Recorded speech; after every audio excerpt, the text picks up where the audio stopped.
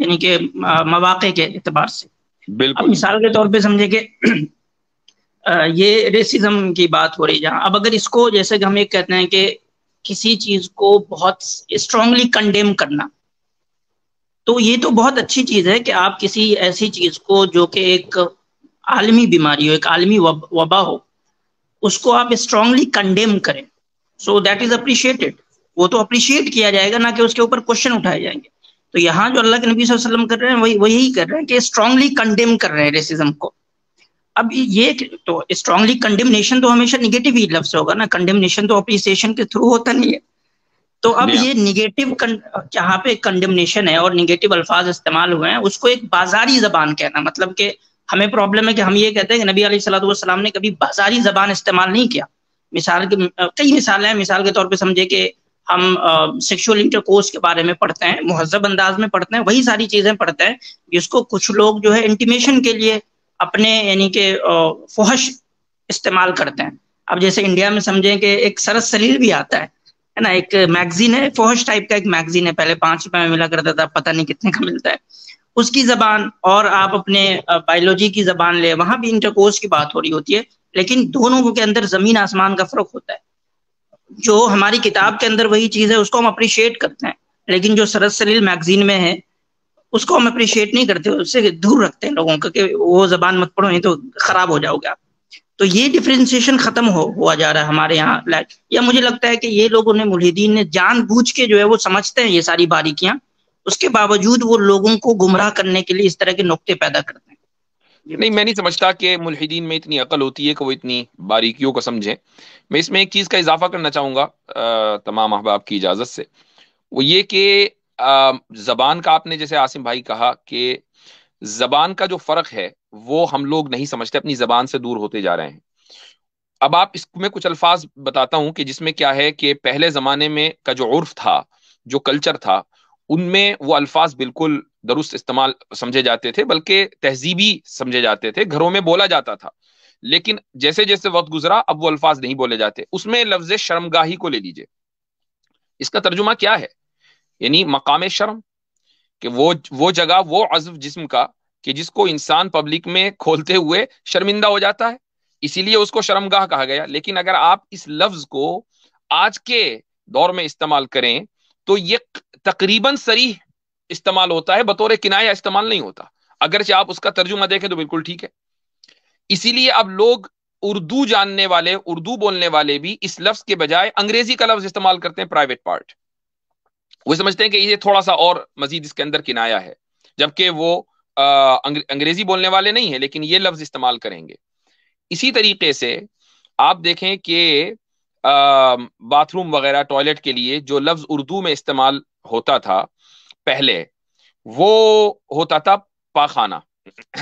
اب اس کو جو آپ اس کا ترجمہ کریں گے وہ کیا کریں گے؟ یعنی پاؤں کا گھر، جہاں یعنی اپنے پیر ایک خاص انداز سے انسان رکھ کر بیٹھتا ہے. لیکن وہ اس زمانے میں، آج سے 100 سال پہلے نہیں بلکہ آج سے تقریباً 40-50 سال پہلے بھی جو پرانے لوگ تھے وہ یہی لفظ استعمال کرتے تھے. پھر اس کے بعد ہوا یہ کہ تہذیب بدلی اور اس لفظ کا استعمال بالکل ترک ہو گیا. اب ہم انگریزی کا لفظ بولتے ہیں، وہ باتھ روم میں ہے، وہ ٹوائلٹ میں ہے، وغیرہ وغیرہ. بلکہ عربی زبان میں بھی حمام کے بجائے دورۃ المیاہ کا لفظ استعمال کیا جانے لگا، یعنی پانی پھیرنے کی جگہ. تو یہ جو الفاظ ہیں یہ عرف کے اعتبار سے ان میں تبدیلی ہوتی رہتی ہے، تہذیب آگے بڑھتی رہتی ہے، اور جو پرانے الفاظ ہیں ان کو سمجھا جاتا ہے کہ تھوڑا سری ہیں، ان کے اندر اور ایڈجسٹمنٹ کیا جائے. اب اگر کسی یعنی ادبی کتاب میں لفظ پاخانہ لکھا ہوا ہو یا شرمگاہ لکھا ہوا ہو تو آپ اس کو یہ نہیں کہیں گے کہ یہ فحش کتاب ہے. بالکل ایسے ہی آپ نے جو مثال دی میں اس کو تھوڑا سا واضح انداز سے کہنا چاہوں گا کہ میڈیکل کی کتاب میں جہاں پر پرائیویٹ پارٹس کا ذکر ہوتا ہے تو میل اور فیمیل آرگنز کے لیے انگریزی زبان میں جو اوریجنل لفظ آتے ہیں وہی استعمال ہوتے ہیں. آپ نے جو بات کہی وہی استعمال ہوتے ہیں. لیکن آپ عام اس کے اندر کتابوں میں اگر اس کو استعمال کریں گے تو آپ کے اوپر الزام لگ جائے گا فحش گوئی کا. تو یہ ڈیپینڈ کرتا ہے کہ اس کا کانٹیکسٹ کیا ہے اور زمانہ کون سا ہے. مفتی صاحب، میں L G B T Q rights کے حوالے سے ایک سوال پوچھنا چاہتا ہوں آپ سے. ابھی جی انڈیا میں بھی آپ دیکھ رہے ہوں گے، اس پہ چل رہا ہے، کیسز چل رہے ہیں، اور سپریم کورٹ میں ڈیلی سنوائی ہو رہی ہے. تو اس میں ڈینیل حقیقہ جو ہیں وہ بھی کافی بار سوال اٹھاتے ہیں کہ کئی مسلم لیڈرز ہیں وہ اس کو ہوں، سپورٹ بھی کرتے ہیں. تو ہوں. اس میں آپ کیا کہیں گے کہ مسلم کا کیا اوپینین ہونا چاہیے؟ اس پہ بالکل ریجیکٹ کر دینا چاہیے، یا پھر بولنا چاہیے کہ جو بیسک ہیومن رائٹ ہے انہیں ملنا چاہیے؟ یہ آپ نے سوال بڑا زبردست کیا ہے، اور کل ہی میں نے ایک کلاس میں اس سوال کو ایڈریس کیا ہے، اور یہاں میں اس کا جواب دینا چاہوں گا، اور میں چاہوں گا کہ تمام حضرات اس پر مسلمان سنجیدگی سے غور کریں. دیکھیں، سپریم کورٹ میں انڈیا میں مرکزی حکومت نے، سینٹرل گورنمنٹ نے جو پوزیشن لی ہے وہ یہ لی ہے کہ شادی ایک خاص مقدس بندھن ہے جو کلچر یا مذہب کی بنیادوں کے اوپر طے ہوتا ہے. لہٰذا اور مذہب اور جو کلچر ہے وہ یہ ہے کہ ایک مرد اور عورت کی شادی ہوتی ہے، مرد مرد کی اور عورت عورت کی شادی نہیں ہوتی ہے. تو ہم اس چیز کے خلاف ہیں. یہ سینٹرل گورنمنٹ کا موقف ہے سپریم کورٹ میں. سپریم کورٹ نے اپنا فیصلہ آئی بلیو ریزرو کیا ہوا ہے، اور ہو سکتا ہے کہ ایک دو دن میں یا چند دنوں میں وہ فیصلہ آ جائے. اور اس بات کا امکان ہے 50-50 کہ سپریم کورٹ کا جو فیصلہ ہے وہ گورنمنٹ کی پوزیشن کے خلاف آئے. یہاں میں یہ کہنا چاہوں گا کہ انڈین مسلم آرگنائزیشنز کی یہ ذمہ داری ہے کہ وہ گورنمنٹ کے اس موقف کی 100% تائید کریں، اور کھل کر تائید کریں، واضح انداز سے تائید کریں، چونکہ یہ مسئلہ صرف ہندوؤں کا نہیں ہے، یہ مسئلہ مسلمانوں کا بھی ہے. اور جس طریقے سے یہ ہندو کلچر کے خلاف ہے، ایسے ہی یہ اسلامی تعلیم اور اسلامی عقائد کے بھی کھلم کھلا خلاف ہے. میں نے ابھی حالیہ دنوں میں جب سپریم کورٹ میں یہ مسئلہ چلا، جہاں تک مجھے یاد پڑتا ہے، and correct me if I'm wrong، کہ صرف ایک تنظیم کا ایک لیٹر ہیڈ دیکھا تھا، مولانا محمود مدنی کی طرف سے تھا، اور اس میں انہوں نے گورنمنٹ کے موقف کی تائید کی تھی کہ بھئی ہم گورنمنٹ کے اس پوزیشن کے، اس موقف کے ساتھ ہیں. جی اس کے بعد مسلم پرسنل لا بورڈ کی طرف سے کوئی تائید نہیں آئی ہے، جمیعت علماء ہند کے دوسرے گروپ کی طرف سے کوئی تائید نہیں آئی ہے میری معلومات کے مطابق. اسی طریقے سے اور بھی جو تنظیمیں ہیں، جماعت مفتی اسلامی ہے، صاحب. مرکزی اہل حدیث ہے. جی ایک منٹ میں اپنی بات جی جی. مکمل کر لوں کہ ان کی طرف سے کوئی تائید نہیں آئی ہے. یہ بات یاد رکھ لینا چاہیے مسلمانوں کو. میں بات بتا رہا ہوں کہ یہ جو مسئلہ ہے ایل جی بی ٹی کا یا ہومو سیکسولیٹی کا، یہ مسئلہ دراصل اس وقت اس دور میں لبرلزم اور روایت پسندوں کے لیے خط فاصل ہے. یہی وہ ریڈ لائن ہے کہ آپ ادھر ہیں تو لبرل ہیں، اور ادھر ہیں تو آپ روایت پسند ہیں. اور بعض حالات میں یہ کفر اور ایمان کے درمیان حد فاصل ہے. وہ اس طریقے سے کہ ایک آدمی مثلا خود اس طریقے کے نظریات نہیں رکھتا، لیکن وہ اس طریقے کے نظریات رکھنے والوں کو درست سمجھتا ہے. وہ یہ کہتا ہے کہ نہیں، یہ بالکل ٹھیک ہے، ہم ان کے حقوق کے لیے لڑیں گے، اور ان کا جو عمل ہے وہ درست ہے. مثلا اگر وہ یہ کی تائید کرے، بالکل کھلم کھلا تائید کرے، ایسے شخص کے کفر میں کوئی شک نہیں ہے، ہم اس کی تکفیر کریں گے اور اس کو دائرہ اسلام سے خارج سمجھا جائے گا. وہ پھر چاہے کوئی بھی ہو، اس نے اپنے مذہبی لبادہ پہنا ہوا ہو، اس کی داڑھی بڑی ہو، اس کے سر پر امامہ ہو، وہ کسی مسجد کا امام ہو، کسی مدرسے کا مدرس ہو، یا کسی پولیٹیکل پارٹی کا لیڈر ہو، یا کسی ملی تنظیم کا قائد ہو، ڈز ناٹ میٹر. اگر وہ ایل جی بی ٹی کی حمایت اس طریقے سے کرتا ہے کہ وہ اس عمل کو برا نہیں سمجھتا، تو وہ استحلال ما حرم اللہ کا مرتکب ہے. یعنی جس چیز کو اللہ تعالیٰ نے حرام قرار دیا ہے وہ اس کو حلال کر رہا ہے، اور حرام کو حلال کرنا یہ انسان کے اختیار اور اس کے دائرے سے باہر ہے، اور ایسا شخص فوراً دائرہ اسلام سے خارج ہو جاتا ہے. لیکن اگر کوئی آدمی یہ کہتا ہے، میں تھوڑا سا فرق بیان کر دوں، کہ ایک آدمی یہ کہتا ہے کہ نہیں، میں اس عمل کو درست نہیں سمجھتا ہوں، لیکن یہ لوگ بھی اقلیت ہیں، جس طریقے سے دوسری اقلیتوں کے حقوق کا تحفظ ہونا چاہیے، اس اقلیت کے حقوق کا بھی تحفظ ہونا چاہیے. اگر کوئی آدمی یہ عقیدہ یا یہ بلیف یا نظریہ رکھتا ہے، ہم اس کی تکفیر تو نہیں کریں گے، لیکن یہ بات طے ہے کہ پھر اس کے لبرل ہونے میں کوئی شک نہیں ہے. مسلمانوں کو یہ جو موضوعات ہیں، ان موضوعات کے اوپر کھل کر بولنے کی ضرورت ہے. یہ میں مانتا ہوں کہ آج یہ فتنہ اتنی بڑی تعداد میں، جتنا یہ مغربی ممالک میں اس نے لوگوں کو متاثر کیا ہے، انڈیا، پاکستان، بنگلہ دیش میں یہ اس حد تک نہیں پہنچا. لیکن ہمیں معلوم ہے کہ ہماری جو قوم ہے، یعنی جو سب کانٹیننٹ کے لوگ ہیں، چاہے وہ ہندو ہو، کہ مسلمان ہو، کہ سکھ ہو، عیسائی ہو، وہ سب کے سب مغرب کا پھینکا ہوا اور اس کا چھوڑا ہوا کھانے کے عادی ہیں. جو فتنہ مغربی ممالک میں آج وپا ہو رہا ہے، ممکن ہے کہ آج یہی صورتحال آج سے 5 سال کے بعد 10 سال کے بعد آپ اپنے ملکوں کے اندر دیکھیں. تو مسلمانوں کا جو موقف ہے وہ اس تعلق سے بالکل واضح ہونا چاہیے. چرچ نے ان لوگوں کے سامنے سرنڈر کر دیا. میں امریکہ میں دیکھتا ہوں کہ پرائیڈ منتھ شروع ہونے والا ہے جون میں، تو آپ دیکھیں گے کہ جون میں چرچوں کے باہر رینبو فلیگ لگے ہوئے ہیں اور اس میں باقاعدہ لکھا ہوا ہے آل جینڈرز آر ویلکمڈ. تو یہ جو طریقہ ہے کہ چرچ نے، پوپ نے بالکل سرنڈر کر دیا کہ نہیں جی LGBT کا جو عمل ہے وہ بالکل درست ہے اور ہم ان کے حقوق کا تحفظ کریں گے. مجھے کوئی ایک بات بتائے کہ LGBT کون لوگ ہیں؟ یہ وہ لوگ ہیں کہ جو دراصل اپنی جینڈر کو دوسرے طریقے سے آئیڈینٹیفائی کرتے ہیں، یا مثلا ان کی جو شناخت ہے وہ یہ ہے کہ ایک مرد کو مرد میں دلچسپی ہے اور ایک عورت کو عورت میں دلچسپی ہے. مجھے کوئی عقل مند یا کر یہ کہے، یہ فخری انداز میں یہ کہے کہ میں اس گروپ سے تعلق رکھتا ہوں کہ جس گروپ کے لوگ اپنی بیوی کے ساتھ سوتے ہیں، آپ کی بیوی کے ساتھ سونا آپ کی شناخت کیسے بن سکتا ہے؟ یہ آپ کے لیے باعث فخر، یہ تو ساری دنیا کرتی آ رہی ہے. آپ کسی کے ساتھ سوئیں، آپ بیوی کے ساتھ سوئیں، آپ گدھے کے ساتھ سوئیں، آپ کتے کے ساتھ سوئیں، سونا آپ کی شناخت نہیں ہے کسی کے ساتھ. آپ کی شناخت یہ ہے کہ آپ کیا خیالات رکھتے ہیں. آپ کی جو شناخت ہے وہ آپ کی آئیڈیالوجی ہے. کسی کے ساتھ سونا یا کسی کے ساتھ پھرنا یا کسی کے ہاتھ پکڑ کر چلنا یہ آپ کی شناخت نہیں ہے. یہ کسی بھی انسان جو بھی عقل مند آدمی ہے وہ اس سے اتفاق کرے گا. ہاں، جو لوگ سرنڈر کر چکے ہیں LGBT کے شدت پسندوں کے سامنے اور اس کے ٹیرر کے سامنے، وہی لوگ اس سے اختلاف کریں گے. تو یہ میرا موقف ہے اس تعلق سے، اور بالکل 2 اور 2 4 کی طرح واضح ہے. مفتی صاحب یہاں پر ایک چیز، ایک سوال لے لیجئے میرا. جی. سوال یہ ہے کہ بہت سے اباحت پسندوں کو میں نے کہتے ہوئے سنا ہے اور اپنے طور سے جواب دینے کی بھی کوشش کی، لیکن یہاں پر میں آپ کی رائے یہ جاننا چاہوں گا. بہت سارے اباحت پسندوں کا کہنا یہ ہے کہ قرآن مجید میں حضرت لوط علیہ السلام کی قوم پر عذاب آیا. وہ لوط علیہ السلام کی قوم ہم جنس پرستی میں مبتلا تھی، یعنی مرد مرد کے ساتھ اور عورت عورت کے ساتھ سمبند بناتا تھا. لیکن یہاں پر معاملہ بالکل برخلاف ہے. ابھی جیسا کہ آپ نے کہا کہ وہ پریچے اپنا مردی کی حیثیت سے دیتے ہی نہیں، وہ کوئی اور جینڈر بتاتے ہیں. تو یہاں پہ جنس مختلف ہیں. نہیں، ایسا نہیں ہے.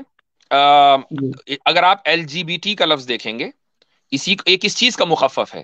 ایل سے مطلب ہے لیسبین، یعنی وہ عورت جو عورت میں دلچسپی رکھتی ہو اور اس کے ساتھ ملوث ہو. جی سے مراد ہے گے، جو وہ مرد جو مرد میں ملوث ہو. اور بی سے مراد ہے بائی سیکشول، جو دونوں کے ساتھ کرتا ہو. اس کے بعد ٹی سے مراد ہے ٹرانسجینڈر. یہ وہ بندہ ہے کہ جس کے بارے میں آپ بات کر رہے ہیں کہ جو اپنی پیدائشی جنس سے مطمئن نہ ہو کر اپنا آپریشن کرا کے ہارمونز لے کر وہ اپنی جنس تبدیل کرا لے، وہ ٹرانسجینڈر ہے. اور اکثر ایسا ہوتا ہے کہ جب ٹرانسجینڈر اپنی جنس تبدیل کراتا ہے، اکثر کی بات بتا رہا ہوں میں، یعنی ایک مرد ہے وہ اپنے آپ کو عورت سمجھ رہا ہے اور اس نے اپنے آپ کو عورت مان لیا. اب وہ عورت مان کر مخالف جنس کے ساتھ یعنی مرد کے ساتھ ملوث ہوگا. تو اب مجھے بتائیے کہ وہ تو حقیقی طور پر مرد ہے نا، وہ تو اپنے اعتبار سے اپنے کو عورت سمجھ رہا ہے اور یہ سمجھ رہا ہے کہ اب میں عورت ہوں، لہٰذا میرا یہ حق ہے کہ میں مرد کے ساتھ ملوث ہوں. لیکن حقیقی اعتبار سے وہ مرد ہے، تو پھر مرد اور مرد کے ساتھ ملوث ہوا. تو یہ بھی یعنی ٹرانسجینڈرز میں سے اکثریت گے ہوتی ہے. اس کے بعد آپ آگے چلیں، LGBTQ، کیو سے مراد کوئز بھی ہو سکتے ہیں اور کوشچننگ بھی ہو سکتے ہیں. تو یہ ایسا نہیں ہے جو آپ نے بات کہی ہے، یعنی جو پہلا لفظ ہے، پہلا حرف ہے، وہی بتا رہا ہے کہ اس کا تعلق ہم جنس پرستی سے ہے. یعنی وہ یہ کہتے ہیں کہ ہم اس حد تک اس کو سپورٹ کر سکتے ہیں. کس حد تک؟ جنس کی تبدیلی کو؟ جی جی جی. اچھا، یہ مسلمان ہے کہ غیر مسلم ہے؟ یہ مسلمان ہی ہے، اور کافی مرتبہ ملاقات بھی ہوئی ہے. اگر وہ مسلمان ہیں اور وہ یہ کہتے ہیں کہ ہم اس عمل کو درست سمجھتے ہیں، تو میں ایسے شخص کو مسلمان ماننے سے میں بالکل انکار کرتا ہوں. یہ مسلمان نہیں ہے. اگر ان کو ایک مرتبہ یہ بتا دیا گیا کہ یہ چیز غلط ہے، قرآن کریم میں یغیرون بخلق اللہ اور اسی طریقے سے المغیرات بخلق اللہ، حدیث کے اندر آئے ہیں الفاظ، یعنی تغییر خلق اللہ جو ہے اس کو ایک ناپسندیدہ نہیں بلکہ گناہ کا عمل قرار دیا گیا ہے.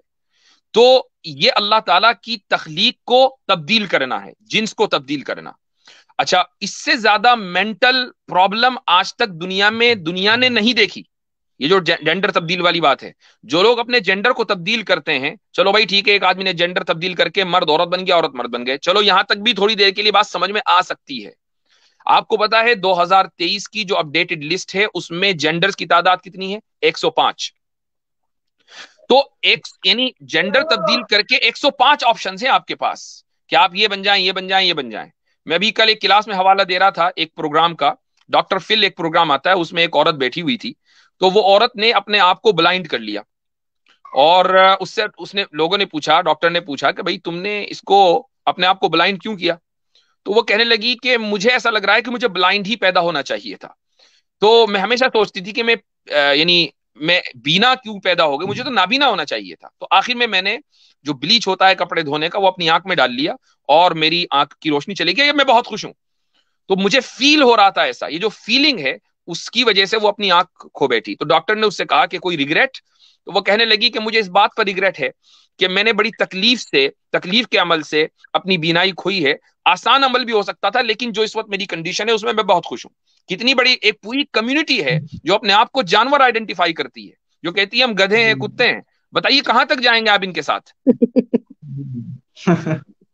اچھا مفتی صاحب، اس میں جیسے میں نے جو بات کی ہے طلبہ وغیرہ سے، خاص کر یونیورسٹیز کے اندر اس طرح کے ایکٹیویزم بہت زیادہ چل رہے ہیں، تو مجھے لگ رہا ہے کہ وہ اس طرح کے جو ایکٹیویزم ہے مسلمانوں یعنی کہ جو لوگ اس میں ساتھ دے بھی رہے ہیں وہ اس آئیڈیالوجی کو لے کے کلیئر نہیں ہے، ان کو گمراہ کیا گیا. وہ ایسے کہ ہمارے یہاں ہمارے فقہ کے اندر، ہماری تہذیب کے اندر ایک ٹرم ملتا ہے خنثی، جس کو مخنث کہتے ہیں.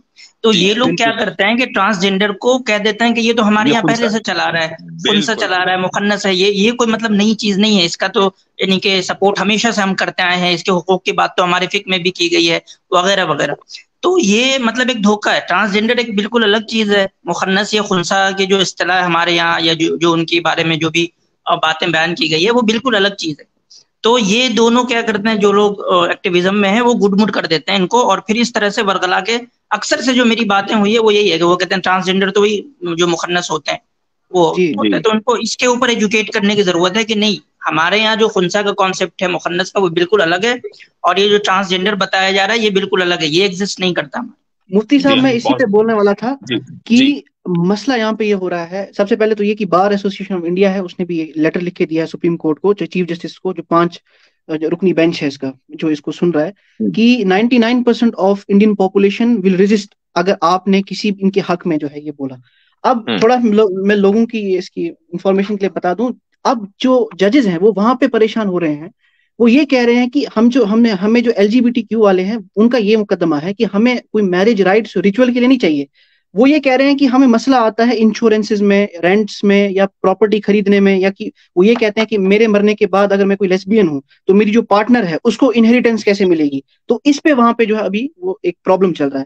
اچھا جیسے ابھی عاصم بھائی نے یہ بات بتائی کہ یہ جو ٹرانسجینڈر والا ایشو ہے، مفتی صاحب میں آپ کو یہ بتا دوں کہ اتنا بڑا بیوقوف ہمیں بنایا گیا ہے پچھلے کتنے سالوں سے، کہ ہمیں بولا گیا کہ جو ہجڑے یا جو جیسے بولا یہ یونکس جن کو بولا جاتا ہے ان کو ٹرانسجینڈر ہمیں بتا دیا گیا. اس کے پیچھے میں 100% شیور ایک پروپیگنڈا ہوگا.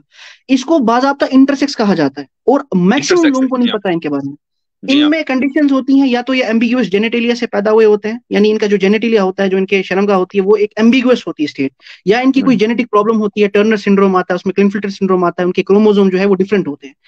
ٹرانسجینڈر جو ہے وہ یہ انسان ہے جو یہ کہتا ہے کہ مجھے نہیں لگ رہا میں مرد ہوں، مجھے عورت بن جانا چاہیے، مجھے نہیں لگ رہا میں عورت ہوں، مجھے مرد بن جانا چاہیے. ان کے نہ کوئی جینیٹک پرابلم ہوتی ہے، نہ ہی کوئی ایناٹومیکل یا فزیولوجیکل پرابلم ان کی ہوتی ہے. تو یہ بڑا ہمیں کلیئر ہونا چاہیے. دوسری بات مفتی صاحب میں بڑا امپورٹنٹ یہ کہنا چاہتا ہوں لوگوں سے، خاص کر پیرنٹس سے، وہ یہ ہے کہ جن دنوں یہ ابھی گرما گرمی چل رہی تھی سیم سیکس میرج پہ، تو ٹویٹر پہ جو ہے میں ٹیگز کو کنٹینیوسلی فالو کر رہا تھا. تو ایک ٹیگ تھا کہ #we support same sex marriage, کچھ ایسا کر کے سپورٹ میں اس ایشو کے انڈیا میں. اب وہاں پہ میں نے دیکھا کہ جتنے بھی لوگ اس کو سپورٹ کر رہے ہیں نا، میکسیمم لوگوں کی ڈی پی میں اینیمے ہیں. اب اس کو آپ غور سے سمجھیے گا، اس کے پیچھے میں ریزن بتا رہا ہوں. کے پاپ ہے، یا تو کے پاپ ان کی ڈی پی پیز میں، یا وہ کے پاپ کے فین ممبرز ہیں، یا اینیمے کے ہیں. اور یہ میں نے آپ کے ساتھ ہم جو ہمارے ساتھیوں کے ساتھ بات بھی کی تھی اس بارے میں. جو کورین پاپ ہمارے پاس آیا ہے نا، خاص کر ویسٹرن تو چھوڑ دیں، کورین، انہوں نے اس میں اتنی زیادہ ٹاکسیسٹی بڑھ چکی ہے اس لبرلزم کو لے کے، جو شکل و صورت وہ دکھا رہے ہیں کہ ایک انسان کیسا ہونا چاہیے، جو بیوٹی سٹینڈرڈز ہیں ان کے وہ بہت ہی ڈفرینٹ ہے کنزرویٹو آئیڈیا سے. हमारी जो यंग जनरेशन है, क्योंकि पेरेंट्स को कोरियन वगैरह ज्यादा समझ नहीं आती, आजकल के बच्चे मैंने देखे हैं, मुसलमान बच्चे जो कोरियन सीख रहे हैं ताकि वो उनके ड्रामा समझ सकें, रात के 1:30 2-2 बजे जाग के वो उन BTS आर्मी जो कुछ करके है उनको वो बर्थडे विशेस कर रहे होते हैं, और वहां से ये जो है आइडिया इंपोर्ट हो रहा है, खासकर LGBTQ का।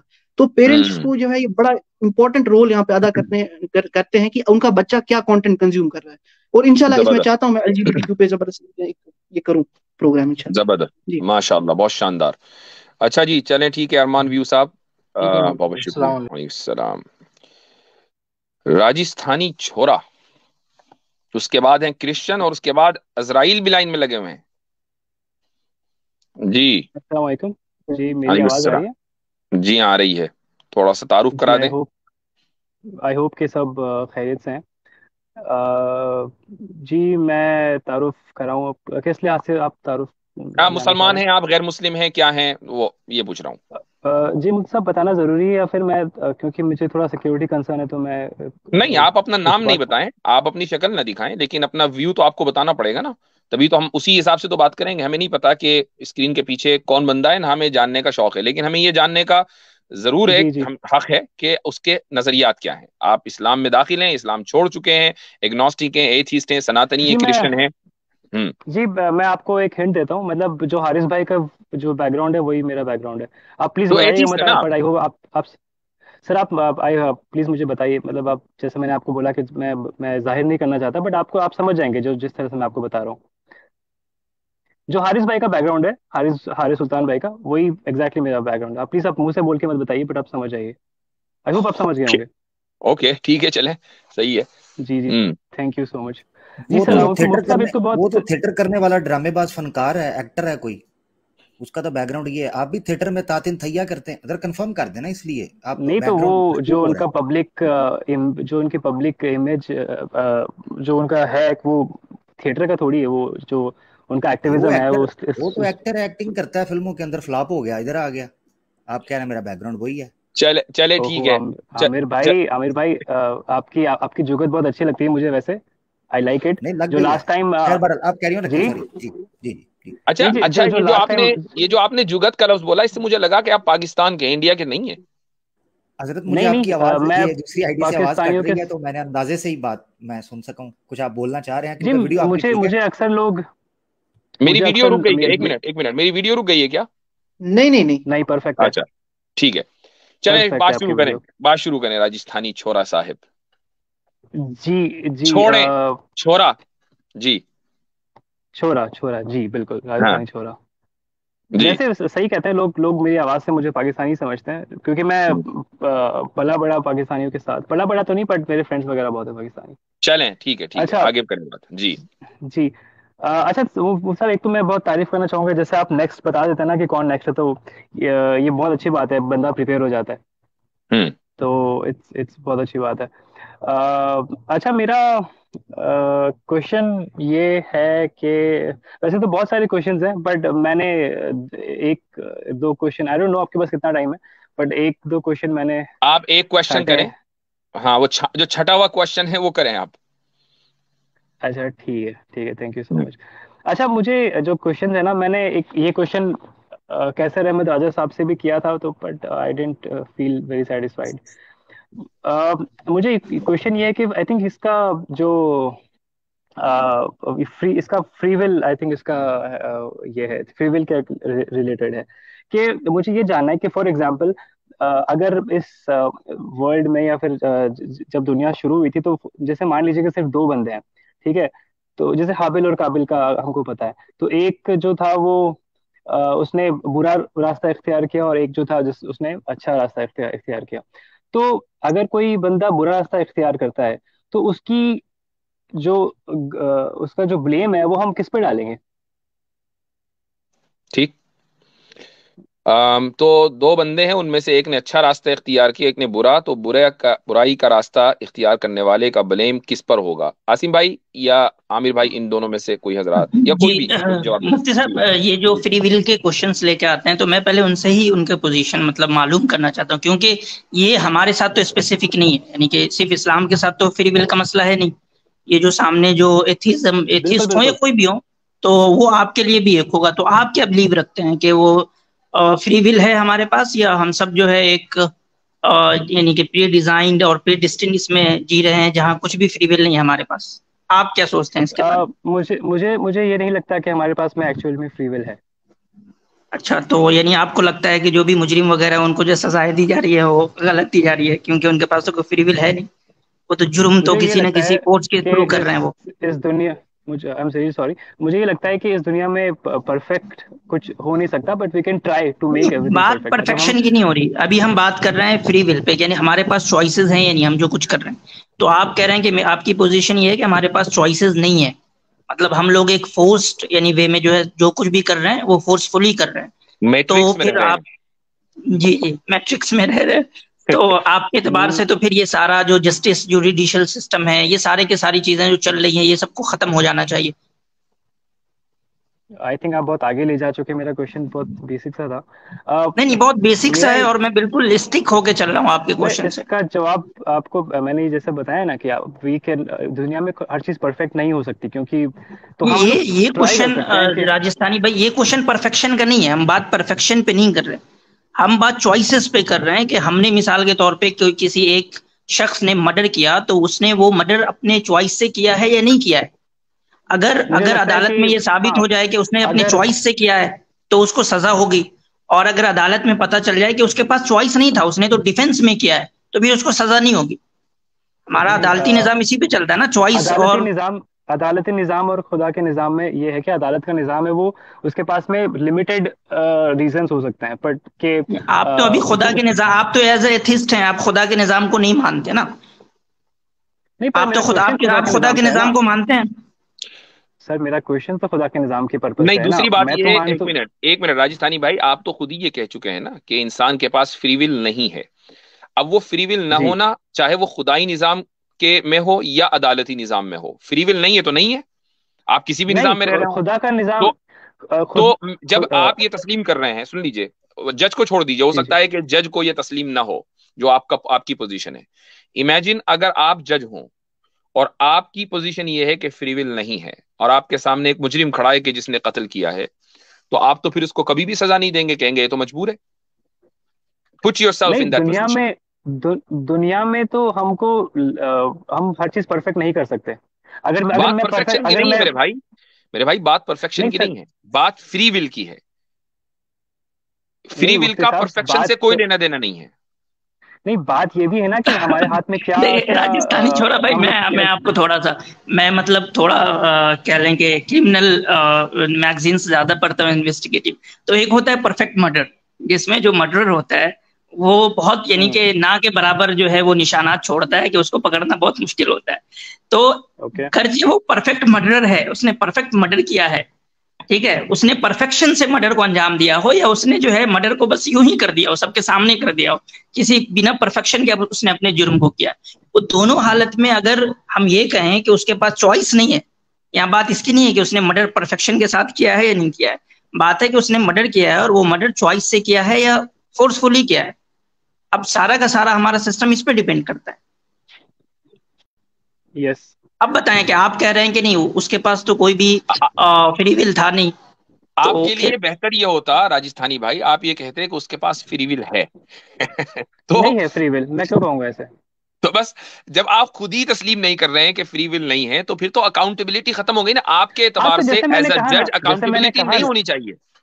جی مفتی صاحب، میں نے جیسے کہا نا کہ ہم دنیا میں ہر چیز پرفیکٹ، جیسے اگر کسی کو سزا دینا اس سے کچھ بینیفٹ نہیں ہوگا.